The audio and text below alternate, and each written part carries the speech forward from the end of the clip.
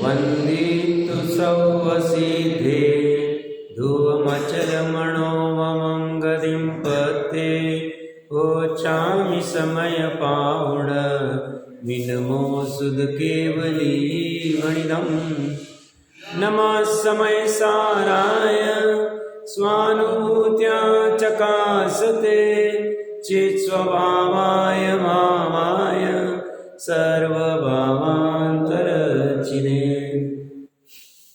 समय सार जी ग्रंथादिराज के सर्वशुद्ध ज्ञान अधिकार में 312, 313 इन दो गाथाओं के ऊपर अपनी चर्चा चल रही है।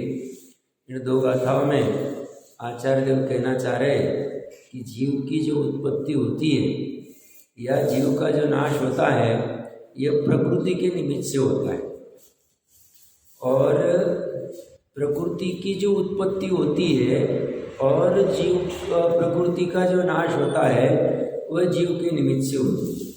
यहाँ निमित्त निमित्त संबंध की बात कर रहे हैं। इसे ही अमृतचंद्र आचार्य देव ने अज्ञान की गहन महिमा कलश रूप में कहा।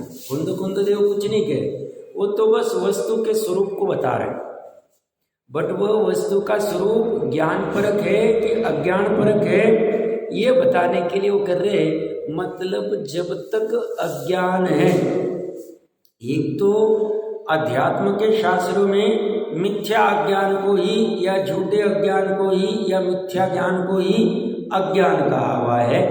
बाकी जो सम्यक ज्ञान है भले ही उसमें औदैहिक अज्ञान है, 12वें गुण स्थान तक औदैहिक अज्ञान है, बट उसको गौण कर दिया है क्योंकि जितना जानता है सम्यक जानता है, इस अपेक्षा से उसको गौण कर दिया है। तो यहाँ प्रकृति का अर्थ सभी समझते हैं कि यह ज्ञानावरण आदि कर्म प्रकृति की बात कर रहे हैं। सामान्य प्रकृति में तो बाहर लौकिक में बहुत सारे उसके अर्थ होते हैं कि इनकी पित्त प्रकृति है, इनकी ऐसी प्रकृति होती है, मतलब ज़्यादा पित्त आदि निर्माण होते हैं। फिर प्रकृति के और भी अनेक अर्थ होते हैं। तो बट यहाँ पे कर्म प्रकृति अर्थ नहीं थे, ये अर्थ कुंद देव ने नहीं खोला है, बट अमृतचंद्र देव जैसे आचार्य देव ने स्पष्ट रूप से कर्म प्रकृति की बात यहाँ खुली कर दी है। प्रकृति का अर्थ क्या लेना, नहीं तो हमें जो अर्थ अभिष्ट हो वो नहीं लेना चाहिए, वक्ता को जो अर्थ अभिष्ट हो वो लेना चाहिए। गाथा में उनको स्पेसिफिक 2 लाइन में पूरी बात लिखनी, प्रकृति लिख दी। अब सामान्य अज्ञानी जीव प्रकृति का अर्थ पित्त प्रकृति या कोई अर्थ अनर्थ अनेक कर लेवे, उससे कोई फायदा नहीं होगा। ये तो निहित जो है वही लेना चाहिए।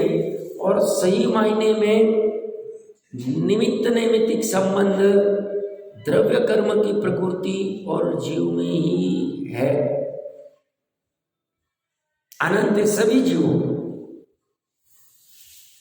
नो कर्म की प्रकृति का और जीव का निमित्त नैमित्तिक संबंध है नहीं। अगर कर्म प्रकृति उदय में है या सत्ता में आदि जो भी होगी तो उसको निमित्त रूप कहा जाएगा उपचार से, बाकी तो यथार्थ रूप में द्रव्य कर्म ही निमित्त रूप में है। 568 नंबर पेज के ऊपर गाथार्थ हमने पढ़ा था। देखिए क्या कह रहे, चेतक अर्थात आत्मा प्रकृति के निमित्त से उत्पन्न होता है और नष्ट होता है। यहाँ पे जैसे 8 कर्म की 148 प्रकृतियां हैं, 148 में तो विशेष नहीं जाएंगे, बट 8 कर्म में जैसे ज्ञानावरण है, ज्ञानावरण कर्म प्रकृति से आत्मा का उत्पन्न और नाश होना, मतलब क्या कहना चाह रहे हैं, वो ये कहना चाह रहे हैं ज्ञानावरण कर्म प्रकृति का उदय रहेगा तो जीव के ज्ञान स्वभाव का नाश होगा। ज्ञानावरण कर्म प्रकृति का क्षयक्षम होगा तो जीव के उतने प्रमाण में ज्ञान की उत्पत्ति होगी। समझ में आ रहा है? जैसे अभी वर्तमान में हमारे अवधि ज्ञानावरण कर्म का उदय है, मण पर्यय ज्ञानावरण कर्म का उदय है, केवल ज्ञानावरण कर्म प्रकृति का उदय है। तो हमें अवधि ज्ञान का नाश हो गया है, उत्पत्ति नहीं हो रही, केवल ज्ञान का मन पर्यय ज्ञान का नाश हो गया। बस इतनी बात। हमें मति ज्ञानावरण कर्म का क्षय में, मति ज्ञानावरण श्रुत ज्ञानावरण कर्म का क्षय में उतने प्रमाण में ज्ञान की उत्पत्ति हुई, हमारे मति ज्ञान की या श्रुत ज्ञान की। ये भी निमित्त नैमित्तिक संबंध है। व्यवहार से कर्ता कर्म संबंध कहने में आएगा, व्यवहार ये शब्द यूज कर रहा हूं मैं, है नहीं। जैसे दर्शनावरण कर्म के निद्रा कर्म प्रकृति का उदय, निद्रा निद्रा निद्रा प्रचला प्रचला प्रचला ज्ञान वृद्धि, इनका उदय होता है तो उन अनुसार नींद आती है, नींद में भी काम कर लेते पता नहीं चलता है, ये सब हमने पढ़ाई सुनाई। तो हमारे दर्शन सामान्य अवलोकन का नाश हो जाता है। निद्रा निद्रा निद्रा प्रचला प्रचला प्रचला ज्ञान वृद्धि कर्म प्रकृति का उदय रहेगा तो क्या होगा, नैमित्तिक रूप में जीव को उतने समय में सामान्य ज्ञान नहीं रहेगा, दर्शन उपयोग नहीं रहेगा।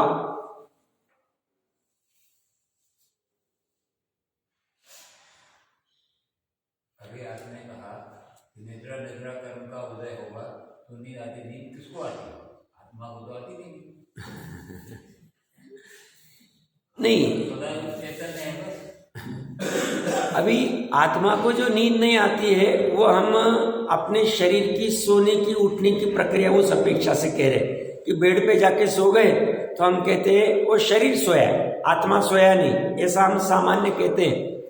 बट ज्ञानी यहाँ क्या कह रहे हैं कि 8 कर्म में दर्शनावरण कर्म है, दर्शनावरण कर्म में निद्रा नाम की एक कर्म प्रकृति, निद्रा नाम की कर्म प्रकृति द्रव्य कर्म की ये पुद्गल से बनी है, कार्बन वर्गना से बनी है, उसका उदय हो रहा है। उदय क्यों हो रहा है? सत्ता में पड़ी थी, सत्ता में क्यों पड़ी थी? पहले बांध रखी थी। पहले क्यों बांधी थी? दर्शनावरण कर्म के आश्रव करने के वैसे भाव किए थे, उसके निमित्त से बंधी थी। अब उदय में जब आती है तो जीव को उस समय में दर्शन उपयोग नहीं होता है, तो आत्मा सोता है। ये कोई कहेगा हाँ सब सोता है, कैसे सोता है? तो उस समय में उसका सामान्य उपयोग जिसको कहते हैं, महासत्ता का अवलोकन जिसे कहते हैं, वह नहीं होगा। निमित्त क्या? तो निद्रा नाम की दर्शनावरण कर्म की प्रकृति का उदय, और जीव में क्या हुआ? तो जीव के दर्शन उपयोग नहीं होगा उतने काल तक। मान लो 6 घंटे तक सोता रहा, दर्शन उपयोग नहीं होगा, बराबर है। तो आत्मा सोता है क्या? हाँ सोता है। नहीं सोता है क्या? नहीं सोता है। सोता है किस अपेक्षा से? तो दर्शन उपयोग नहीं होता इस अपेक्षा से। नहीं सोता क्यों? शरीर सोता है, वो शरीर की अपेक्षा से हमने कहा। तो हम जिस प्रकरण के अनुसार जैसा लेंगे वैसा घटित करा सकते हैं। तो अपनी चर्चा क्या चल रही थी? चक्षु दर्शनावरण कर्म का उदय रहेगा तो मति ज्ञान के पहले जो सामान्य उपयोग करना है वो नहीं होगा। प्रकरण क्या समझने का प्रयास कर रहे हैं? ये आत्मा और प्रकृति की चर्चा क्या कर रहे हैं और कंक्लूजन क्या करना। तो ये निमित्त नैमित्तिक संबंध को कैसे समझा रहे हैं? हमारे अंतराय कर्म का उदय और हमें धन का लाभ नहीं हो रहा है। धन का लाभ क्यों चाहिए? क्योंकि हमने अंतर में इच्छा की कि इतना धन मिल जाएगा तो मैं सुखी हो जाऊं। तो हम अभी वर्तमान में दुखी। अब ज्ञानी क्या जीव कह रहे हैं? तुम्हारे दुख का जो उत्पन्न हुआ है उसका निमित्त लाभांतराय कर्म का उदय, साथ में और भी कर्म है, हम एक एक कर्म को खोल खोल के देख रहे हैं।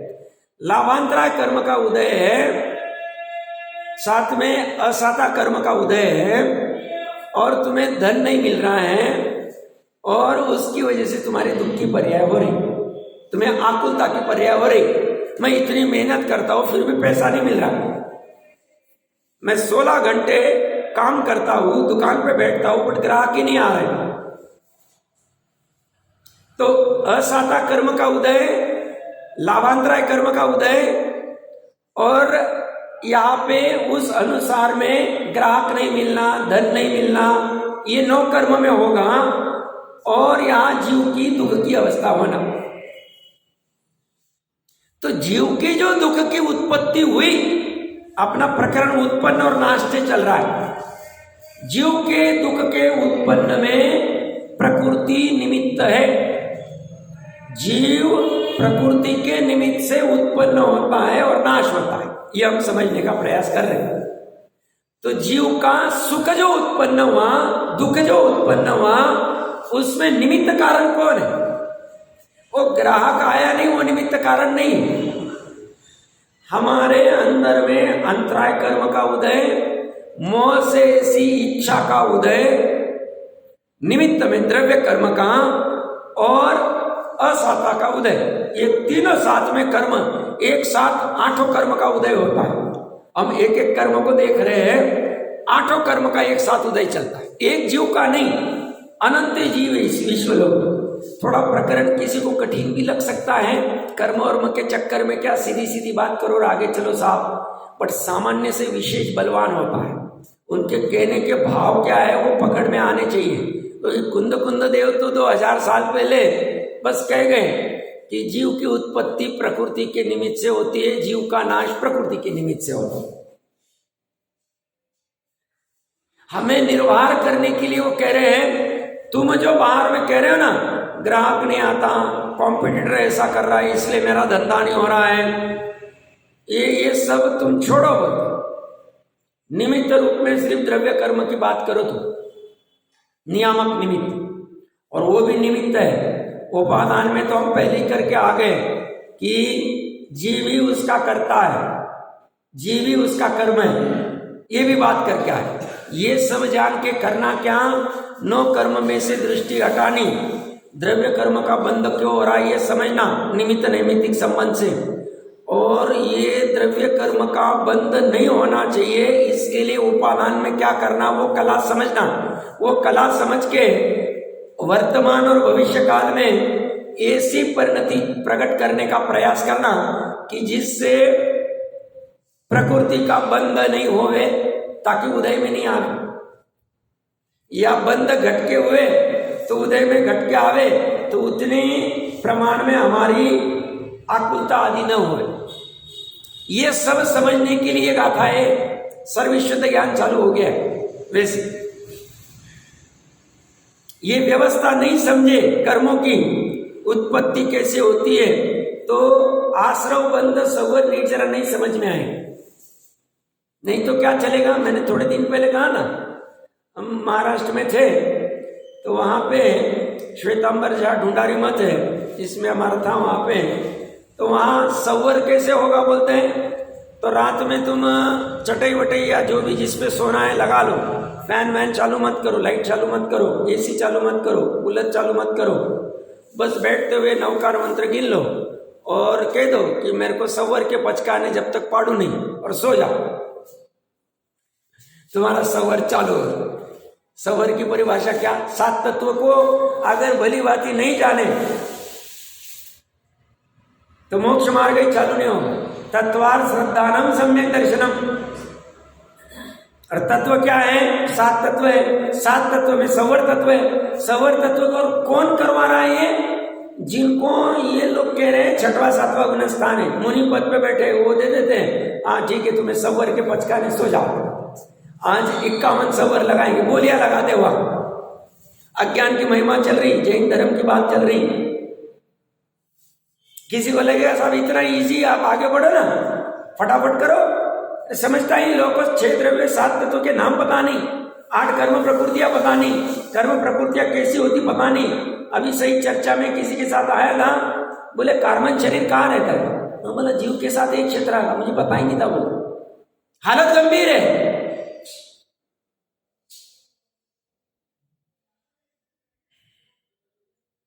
तो वहां क्या करवाते थे? सो गए तुम नवकार मंत्र, और सुबह उठते वक्त नवकार मंत्र बोल लिया, मेरे 8 घंटे का सफर हो गया निद्रा लेके। निद्रा ये प्रमाद का भेदी है, वो भी कहते हैं। और वो क्या कहते हैं? 32 अंग उनके 32 आगम जिनवानी कही गई है, 32 अंग के पाठी भी ऐसे सवर के पचकान दिए जा रहे। विडंबना कितनी! और ये क्या कह रहे हैं? सवर की निद्रा कैसी होगी? आश्रव कैसे हो रहे हैं? जीव के कर्म का आश्रव कैसे हो रहे हैं? तो प्रकृति के निमित्त से हो रहे। प्रकृति क्या है? कर्म प्रकृति है। ये चलती कैसी? दिखती नहीं है, हमें आगम चक्षु और ज्ञान चक्षु से उसको देखना पड़ेगा। आगम कह रहा है कर्म प्रकृति है, जीव है, चेतन है, इनमें निमित्त नैमित्तिक संबंध है। कर्म प्रकृति का उदय होता है, जीव का उत्पन्न और नाश होता है। कर्म प्रकृति का उपशम शैक्षम होता है, उस अनुसार जीव का जो भी कुछ चलना है चलेगा। जीव के भाव कर्म का उदय होता है या उत्पन्न होता है, तो कर्म प्रकृति का उत्पन्न नाश होता है। ये बात कहना चाह रहे हैं। तो हम क्या समझना चाह रहे हैं? हमने ज्ञानावरण को समझा, दर्शनावरण को समझा, खोल के बताने का प्रयास कर रहा हूं कि मुझे पता नहीं गोमटसार कब पढ़ेंगे, 8 कर्म और ये सब पता नहीं मुझे कौन क्या कितना पढ़ेगा। अंतराय कर्म में अपने को क्या लगता है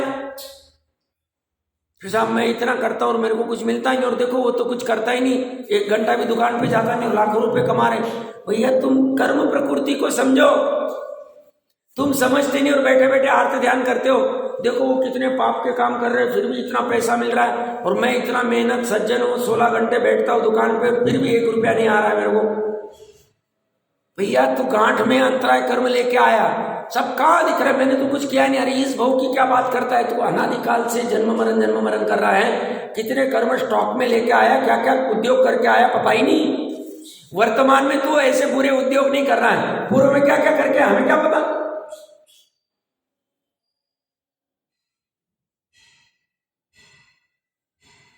पूर्व की तो सत्ता में पड़े रह सकते, जैसा जरूरी नहीं कि इस भाव में मानते और उसी भाव में उदय में आ गए। वो तो उनके निश्चय रचना और सब जो होती है उस अनुसार उदय में आएंगे।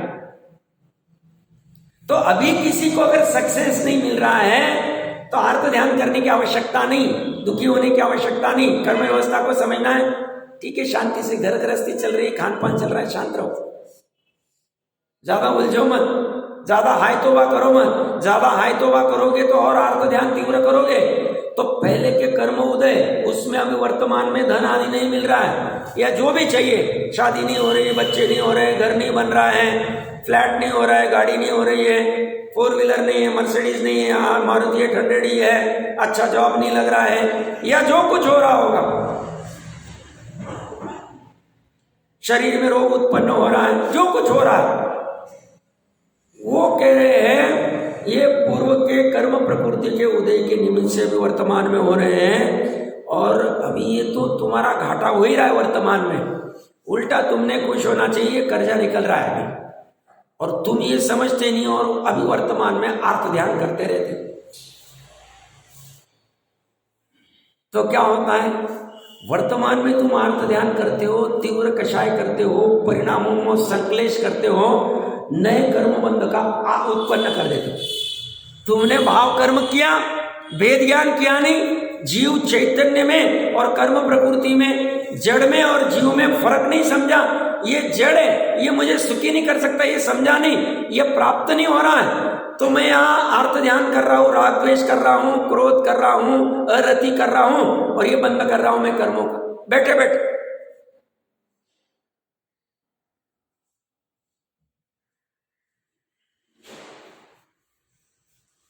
और इस साइंस को समझ ले तो कर्म बंधन को कैसे छोड़ना, कैसे ज्ञाता दृष्टा रहना, कैसे परद्रव्य को परद्रव्य रूप जानना, स्वद्रव्य को स्वद्रव्य रूप जानना, ये कला आ जाए तो सहज हो जाए।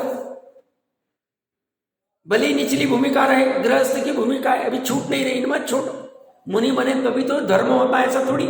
चौथे गुण स्थान में भी तो श्रावक गृहस्थ का धर्म है ही, सम्यक दर्शन तो कर ही सकता है।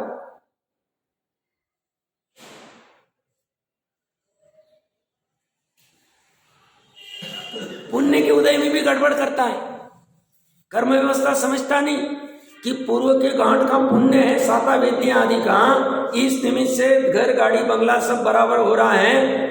बट उस पुण्य उदय वो हर समय घटता जा रहा है। पुण्य का स्टॉक मान लो 25 साल का है, 50 साल का पुण्य का उदय, धन आदि का या जो भी कोई सुख होगा, शरीर का सुख हो, गाड़ी का सुख हो, कुटुंब का सुख हो, जो भी कोई मित्र आदि का सुख, वो सुख मान लो गांठ में 50 साल का है, 20 साल का है। वो 20 साल का उदय हो रहा है, हर समय उदय होके गिरता जा रहा है, गिरता जा रहा है। इस उदय में ये रौद्र ध्यान करता है, झपट्टे लगाता है, खुश होता है, हिंसा करके खुश होता है, परिग्रह करके खुश होता है, परिग्रहानंदी, हिंसानंदी, चौर्यानंदी, ये सब करके खुश होता है। उसमें पाप का बंध करता है, पाप की उत्पत्ति करता है, पाप कर्मों को उत्पन्न करता है। तो उदय में वो दुख रूप होने वाले, इसको यही से समझता ही नहीं। पुण्य के उदय में ठीक है, पुण्य का उदय अपने अपने ये व्यवस्था समझ में आ गई, ज्ञाता दृष्टा हो जाए, तो पुण्य के उदय में जितने प्रमाण में अस्थिरता है उतने प्रमाण में 5 इंद्रिय के विषय को भोग लिया। वस्त्र खरीदने थे खरीद लिए, पहनने थे पहन लिए, आभूषण खरीदने थे खरीद लिए, पहनने थे पहन लिए, मर्सिडीज में बैठना था बैठ लिए। बट उसमें जो कर्तृत्व, एकत्व, भोक्तृत्व वाली आसक्ति वो अगर नहीं टूटी तो कहते वर्तमान में तीव्र संकलेश से ये पुण्य तो खत्म हो रहा है। जो अपना संपत्ति थी, जिसे पुण्य की संपत्ति कहते हैं, वो खत्म हो रही है। वो जैसे और साथ में तू पाप के बंध कर रहा है, पापानुबंधी पुण्य, तो तेरा और दुर्गति को खत्म हो। मतलब ये जीव के दो, सामान्य जीव दो गलतियां करते कर्म व्यवस्था न समझने से। एक तो पाप का उदय है तो उसमें नए पाप के भाव करता है, अर्थ ध्यान करता है, तो पापानुबंधी पाप, पाप का बंद करने वाला पाप, उदय में जो पाप है। और पापानुबंधी पुण्य क्या है? अभी पूर्व के पुण्य का उदय है और उसमें पाप का बंद कर रहा है, रौद्र ध्यान करके उस पुण्य में उलझ गया, दोनों में गड़बड़ करता है। और समझदार जीव क्या करता है, जैसे टोडरमल जी साहब हाथी के नीचे तुड़ाया जा रहा है, उनको समझ में आ रहा है पूर्व में कभी कुछ हुआ होगा, वो उदय में आ रहे हैं। बट उस समय में जितनी स्थिरता है उनकी, उतने प्रमाण में कर्मों का बंध नहीं किया, अर्थ ध्यान नहीं किया उतने प्रमाण में। हुआ तो होगा बट तीव्र नहीं हुआ, मंद हुआ होगा, क्योंकि ज्ञानी जीव थे। उदय आता है उसमें वो कर लेना चाहिए। और कोई ज्ञानी जीव होगा, मान लो उनके पास बहुत भोग आदि के साधन है, पुण्य का उदय, बट उसमें इतने भोगने के भाव नहीं आते, तो उनके भी पुण्यानुबंधी पुण्यानुबंधी पाप, टोडरमल जी का पुण्यानुबंधी पाप, पाप का उदय है बट पुण्य का बंध कर रहे हैं, संभाव में रह के, शांति से रह के, ज्ञाता दृष्टा रह के। और कोई करोड़पति है बट ज्ञानी है, समझदार है, तो धन के उदय में भी झपट्टे नहीं लगा रहा है 5 इंद्रिय के विषय में। वह जीव अभी मंद कषाय में पुण्य का बंध कर रहा है और वो पुण्य जो है उसको पुण्य बंध में यूज कर रहा है, भोगों में आसक्त नहीं हो रहा है, भोग से मेरा काम होगा ऐसा नहीं जान रहा है। प्रकरण कहां से चल रहा है? जीव की प्रकृति के निमित्त से उत्पत्ति होती है, नाश होता है। समझे क्या? प्रकृति दिखती नहीं, जीव आंखों से दिखता नहीं। कहते भाई अंदर जा जा ज्ञान है, वहां वहां जीव है, वहां वहां चेतन है, और दिखता तो है, देखे कैसे?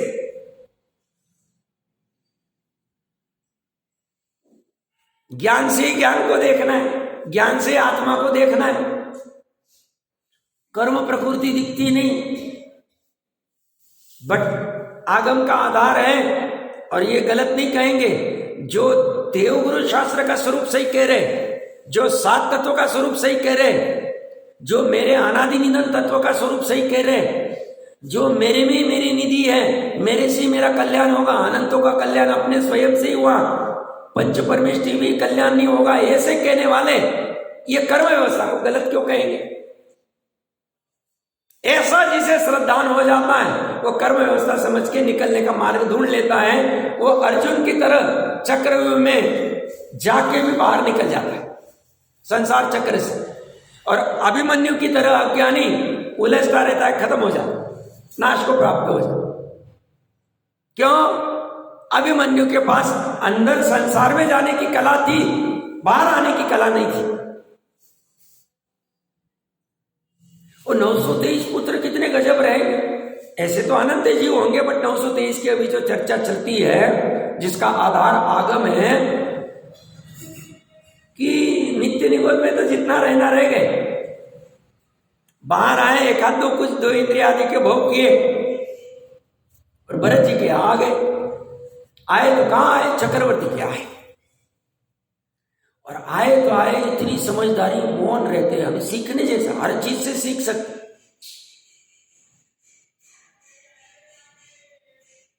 अज्ञानी क्या करता है?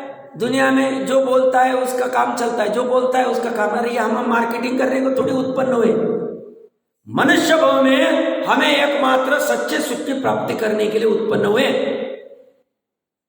ठीक है, हमें जितना घर गृहस्थी चलाने के लिए जितना बोलना पड़ेगा बोलेंगे, बाकी फालतू के बोलने के धंधे हम नहीं करेंगे। महाराष्ट्र में तो तब हमारा बहुत चलता था, जो बोलता है उसका पुलिस भी बेचा जाता है, जो नहीं बोलता है उसका गेहूं भी बेचा नहीं जाता। क्या करना है आपने? गेहूं बेचने को आएंगे हम यहाँ।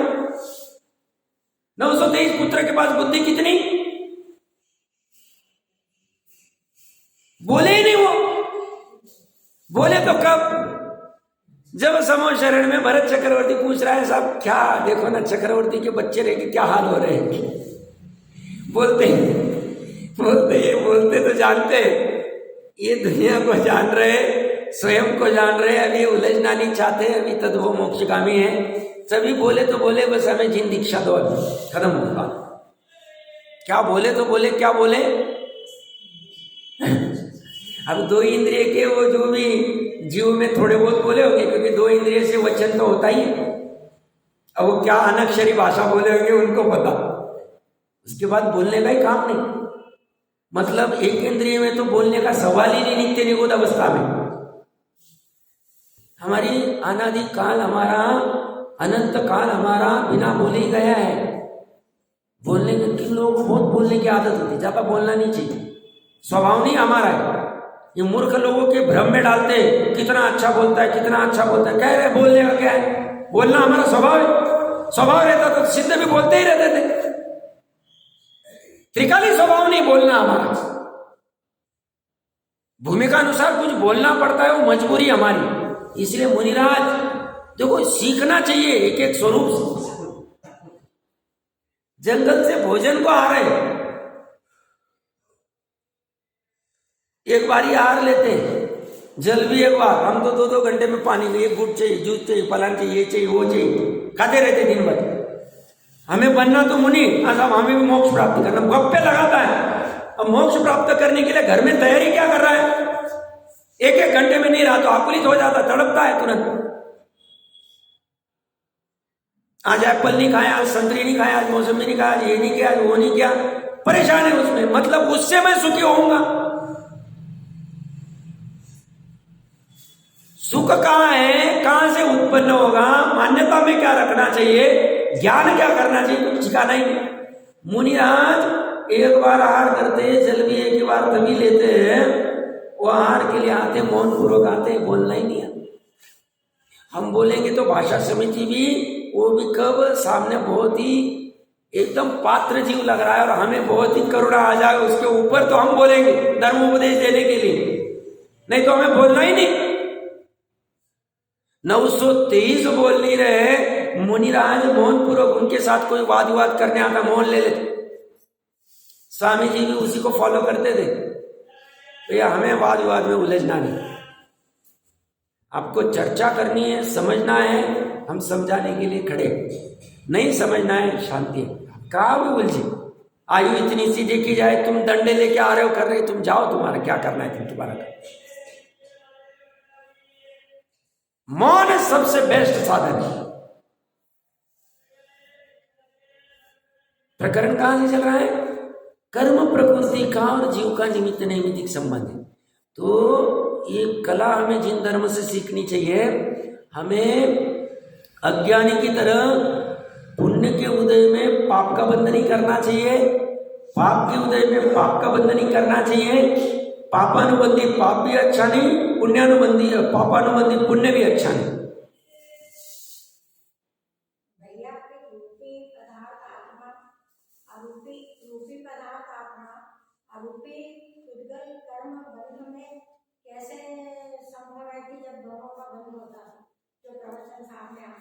रूपी और अरूपी का, और तो प्रवचन सार में आया ना, जैसे तुम चक्षु से रूपी को देख लेते, ज्ञान से तुम देख लेते हो, ऐसी आता है। टोडरमल जी साहब ने लिया ना, जैसे मेरू पर्वत आदि पे वो नए नए स्कंद आके जा रहे, ऐसे दो स्कंदों का जैसे जुड़ान होता है परमाणु आदि का, ऐसे ही निमित्त नैमित्तिक संबंध है।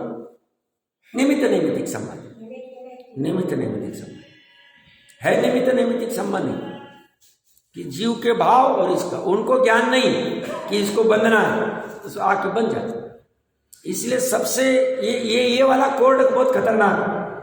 ये वाला कोर्ट के सामने किसी की चलती नहीं, फिर वह पंचम काल भी नहीं चलता है, छठा काल भी नहीं चलता है। तुम बाहर में बहुत होशियारी करके छल कपट करके हम छूट गए, बच गए, जेल नहीं जा रहे, इतना सब गोरख धंधे करके भी ज्ञानी कहते हैं तू हंस रहा है, तुम्हें समझ नहीं रहा, अंदर हो गया जो काम होना है, जो हो गया। वो श्रेणी हंस रहा है चेलना के ऊपर, देख तेरे गुरु का क्या करके आया मैं, चल तू चल साथ में। और वो चेलना तो कुछ बोलेगी नहीं, वो तो बेचारी भारतीय स्त्री थी, वो कर्म बाद में उसको समझ में आए श्रेणी को कि वो अंतर्मुहूर्त की वो होशियारी जिसे मैं होशियार समझता था, वो होशियारी मुझे सातवें नरक का बंद करा के आ गई। अंतर्मुहूर्त की वो मेरी मस्ती 70 कोड़ा कोड़ी के दर्शन मोह को बंद करा के आ गई। ये उसको 3 दिन नहीं 18 दिन बाद पता चला, जब भी प्रथम जब सम्यक दर्शन प्रकट किया हो, और फिर सुध आई तो सुधर गया, उसी भाव में सुध आ गई, सुधर गए। देखो मतलब दोनों अपेक्षा ख्याल में रखो, हम वस्तु व्यवस्था को अच्छे से नहीं समझेंगे तो अज्ञान अवस्था में बंद करते आएंगे। ये अज्ञान की गहन महिमा की चर्चा चल रही है, और कब से चल रही है? अनादि से चल रही है। इसको तोड़नी है तो यथार्थ एक बार बैठ के ज्ञान करना ही चाहिए, इसको बेकार का समझना नहीं। हमें बाहर में लौकिक पढ़ाई में भले ही लाखों करोड़ों का पैकेज मिल जाए, वो तो एक भाव में काम में आएगा तो आएगा, नहीं आएगा पता भी नहीं, क्योंकि बहुतों को पैकेज है फिर भी परेशान है, दुखी है, क्योंकि उनको सुखी होने की कला पता नहीं। और सुखी होने की कला आपको चाहिए तो जिन शासन के निश्रय में ही आना पड़ेगा, और कहीं मिलेगी नहीं। आप सम्यक एकांत है, मिथ्या एकांत नहीं। आपको जिनवानी के नजदीक आना पड़ेगा, और ये इसमें भले आपको पैसे मिलेंगे, मिलते हुए दिखेंगे नहीं, आपको यश नाम कीर्ति आदि मिलते हुए दिखेगी नहीं, बट ज्ञानी कहते हैं इसमें जो विशुद्धि होगी, जिससे आत्म स्वभाव का वैभव आदि पता चलेगा, सम्यक दर्शन में द्रव्य स्रोत जो निमित्त कारण है, उस अपेक्षा से जो आप करोगे आपका अनंत संसार दुख खत्म हो जाएगा, और सहज में चक्रवर्ती पद देव आदि सब सहज में मिल जाते, पता ही नहीं चलता कौन सा वह क्या काम कर जाता है। घास फूस ऐसी उड़ जाता है, तो इसमें वो कोई विकल्प नहीं करना। कल शाम में ऐसी चर्चा चल रही थी कि देवगति के चले जाए, देवगति के जाने के ऐसे निदान बंद नहीं करने चाहिए। मुझे आत्मा की प्राप्ति करनी है, मुझे यथार्थ वस्तु स्वरूप समझना है, मुझे सम्यक दर्शन प्रकट करना है, अब ये संसार मुझे ठीक नहीं लगता है, ऐसे परिणामों से जिनवानी का आश्रय करना चाहिए, क्षय आवश्यक करने चाहिए, देव पूजा गुरुपास्ते आदि भी उसी अपेक्षा से करनी चाहिए, 8 मूलगुण भी उसी अपेक्षा से पालने चाहिए, रात्रि भोजन आदि त्याग भी, हम देवगति चले जाएंगे, नरक नहीं जाएंगे, रात्रि भोजन करेंगे तो नरक जाना पड़ेगा, ये सब गोरख धंधे नहीं करने, ये तो निचली भूमिका में नए नए जीव है, उनके लिए ठीक है, बट जैसी मैच्योरिटी आती जाती है, ये तो पुण्य अनुष्ठान एक भूमिका अनुसार बीच में मंद कषाय के लिए पड़े हैं, बाकी मेन काम तो यहां से होगा, तत्व ज्ञान आदि करके ही होगा। तो ये कह रहे हैं आत्मा प्रकृति के निमित्त से उत्पन्न होता है और नष्ट होता है, तथा प्रकृति भी चेतक अर्थात आत्मा के निमित्त से उत्पन्न होती तथा नष्ट होती।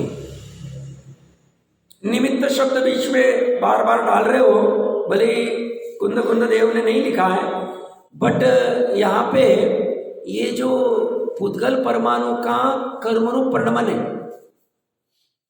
वो कर्मरूप परिणमन जीव के भाव के निमित्त से होता है। जीव या भाव करता है और वो जो विश्वोपचय वाले आत्मा के 7 प्रदेशों के साथ एक क्षेत्रागा पड़े हुए वो वाले ऑटोमेटिक कन्वर्ट हो जाते। वो भी जिनको होना है उस समय 10:01 समय को, जिनको ज्ञानावरण रूप होना है वो ज्ञानावरण रूप, दर्शनावरण होना है वो दर्शनावरण रूप, मोहनी रूप होना है वो मोहनीय रूप, अंतराय होना है वो अंतराय रूप, वो बराबर हो जाता ऑटोमेटिक। ज्ञानावरण में भी जिसको मति ज्ञानावरण रूप होना है वो मति ज्ञानावरण रूप, जो केवल ज्ञानावरण रूप होना है वो केवल ज्ञानावरण रूप ऑटोमेटिक हो जाता। एक जीव का नहीं, जितने भी संसार में अनंत जीव उनका सब।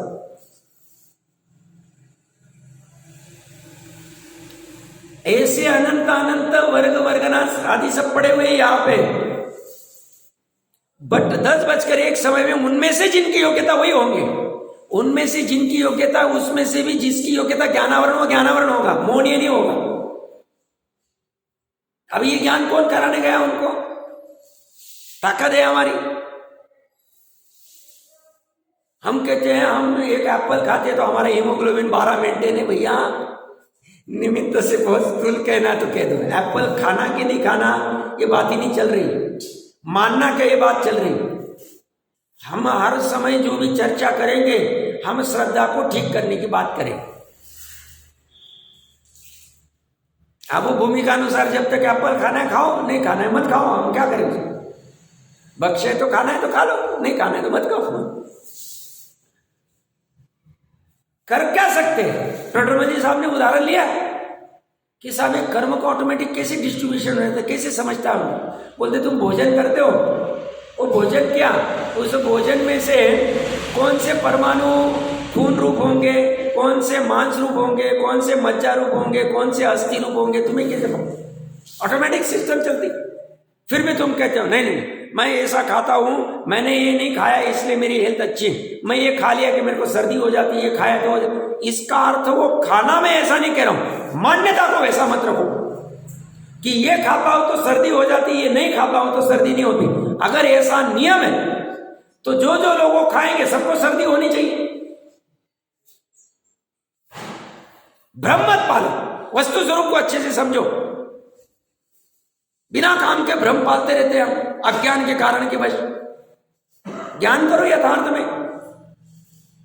तो वो भोजन खाने से अगर इतना हम करोड़पति सब लोग हैं, सभी लखपति करोड़पति तो इतना हम स्वयं भी खाते हैं, घर वालों को भी बोलते तुम भी खाओ भैया, तो खाएंगे अखरोट खाएंगे, बादाम खाएंगे, ये खाएंगे, ठंड में ऐसा ऐसा सब करते हैं, फिर भी हड्डी दुख रही है, फलाना हो रहा है। और वो जो मजूरी करता है 500 रुपये 1000 रुपये कमाता है, वो खाएगा, उसको रोटी और वो मिर्च विर्च या ठेसा कुछ मिलेगा, कभी पानी के साथ भी खा देता है, नहीं पैसा क्या करेगा? उसको कहाँ से तुम विटामिन ला रहे हो, कहाँ से प्रोटीन ला रहे हो, कहाँ से उसको सलाइन चढ़ा रहे हो, कहाँ क्या कर रहे हो आप? तो एग्जैक्ट कारण समझो, ये यही बताना चाह रहे हैं। एग्जैक्ट कारण क्या है? एग्जैक्ट कारण कर्म प्रकृति है, उसके निमित्त से सब चलेगा। और कर्म प्रकृति का उत्पन्न होने का कारण कौन? सब ऐसी पाप की कर्म प्रकृति कैसे उत्पन्न हो गई मेरी? तुमने किया था ना गांठ का पुष्प करके आ गए। कर्म बंद करते कर वो साइंस नहीं समझा कौन से भाव से क्या होता है, कौन से भाव से क्या नहीं होता है, कौन से भाव से संसार से छूटा जाएगा, कौन से भाव से पुण्य का उत्पन्न होगा, कौन से भाव से पाप, समझा ही नहीं।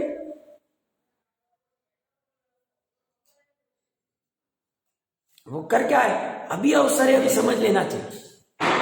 कर्म व्यवस्था को डरना नहीं चाहिए। एक बार नहीं समझ में आया दूसरी बार पढ़ेंगे, दूसरी बार नहीं समझ में आया तीसरी बार पढ़ेंगे, समय है ना हमारे पास। बाकी के इधर उधर के गोरख धंधे करने से तेरा क्या चल रहा है, उसका क्या चल रहा है, उसके घर में कौन आए, इसके घर में क्या क्या कर रहा है तेरे को, तो ये पढ़ाई करना अच्छे से। या तो समय डालता नहीं, वहां होशियारी करता है और बोलता है कि नहीं साहब ये क्या अभी करने का टाइम है। अरे कभी करेगा, फिर मनुष्य भव में भी नहीं करेगा, नरक में चांस नहीं है, शास्त्र आदि कुछ है नहीं, उपदेश देने वाला कोई नहीं। महापुण्य होगी तो सीता कभी चली जाएगी, आधा 1 घंटे 2 घंटे 4 घंटे चली जाएगी, वो क्या बार बार वही थोड़ी खड़ी रहेगी।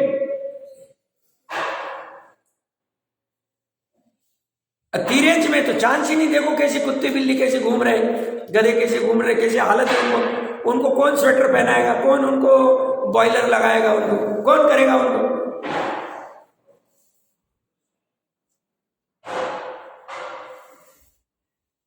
बेभान नहीं होना चाहिए, महापुण्य का उदय हम सब लोगों का, और मेन प्रयोजन इस पे काम करना चाहिए। मेन अच्छे से समझ लेना, पूरा साइंटिफिक साइंस है, वितरागियों का है, गजब का माल है, ऐसा माल जो यथार्थ सुखी करे।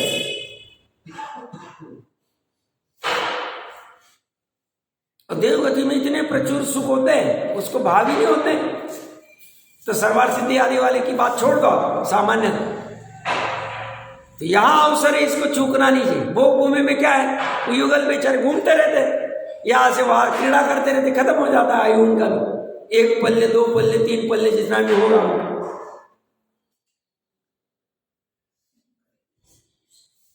और यहां भी उलझेगा, पूरे 343 घन रज्जु में 2.5 दीप की ऐसी कमाल है जो मोक्ष प्राप्त कर सकता है। 343 घन रज्जु में एक रज्जु 343वां भाग है, एक रज्जु में एकदम छोटा भाग, क्योंकि 2.5 द्वीप एकदम छोटा सबसे कम, क्योंकि बाकी के तो double double double double double double द्वीप समुद्र है। इसकी ताकत कितनी, वो सब इंद्र इधर आ जाते हैं, हाथ जोड़ के खड़े समो शरण में, अभी 100 इंद्र 100 इंद्र समो शरण में हाथ खड़े लेके, ऐसी मनुष्य वो की कमाल है। 2.5 द्वीप के वहां आ जाते, उनको वो चीज वहां इंद्र के देवलोक में नहीं मिलती है, और हम उसकी महिमा नहीं करते, उन फालतू के धंधों में समय बर्बाद कर देते हम।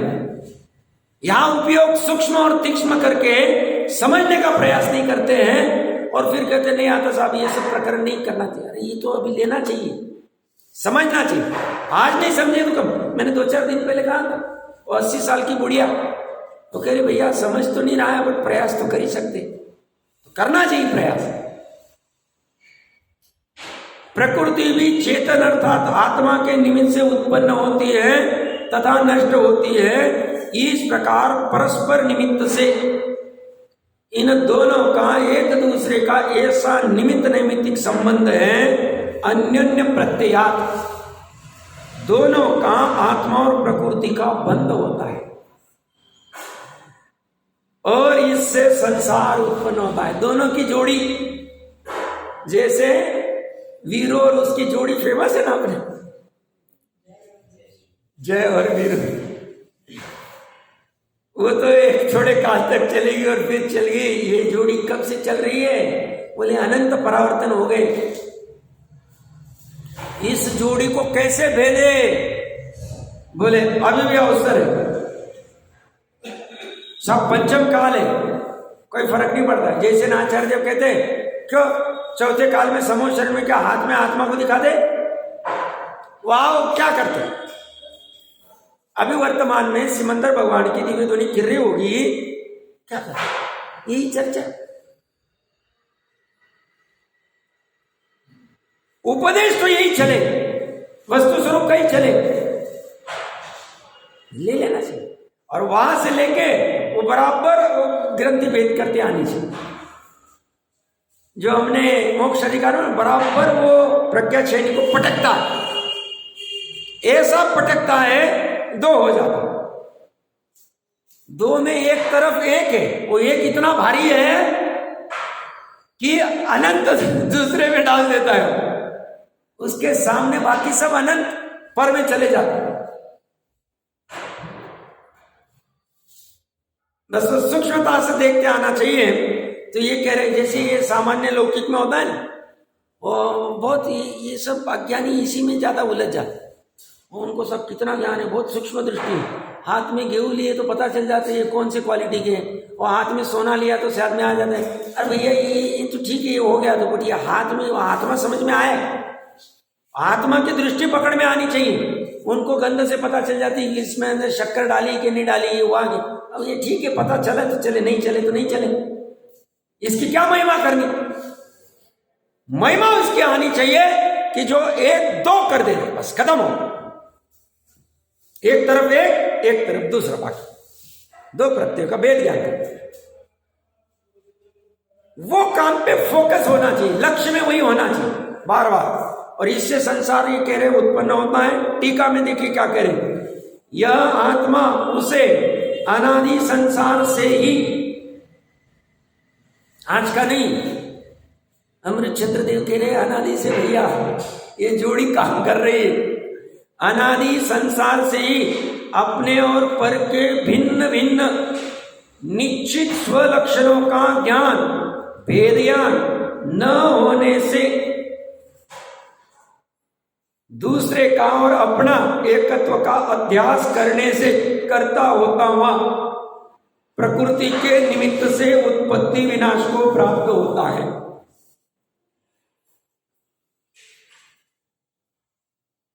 अनादि से भूल क्या हो रही है, तो ज्ञान नहीं हुआ। ज्ञान नहीं हुआ मतलब अज्ञान है। अज्ञान क्या है, तो बोलते हैं निश्चित स्वलक्षणों से दूसरे और अपने का एकत्व का अध्यास से करता होना, इतना अज्ञान।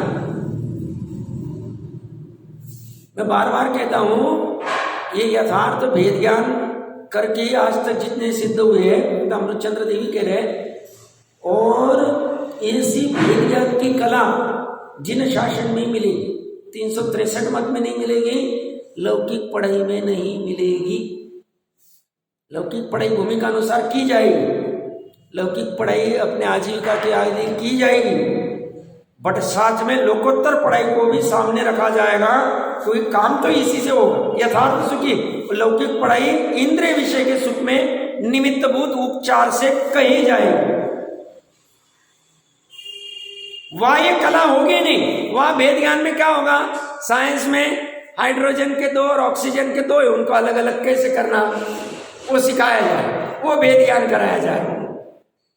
भाई ये पर्टिकुलर खदान में से जो आया है पत्थर, इसमें से कॉपर को कैसे अलग करना, जिंक को कैसे अलग करना, ये कैसे करना, ये सब केमिस्ट्री आदि में इसमें उसमें सब सिखाया जाए। बट ये जो आत्मा और आत्मा से बने, ये दूसरे, अब दूसरे के ऊपर किसी ने विचार किया, ये दूसरे मतलब क्या कहना चाह रहे, दूसरे का और अपना एकत्व का अध्यास करने से करता होता हुआ। दूसरे में क्या आएगा,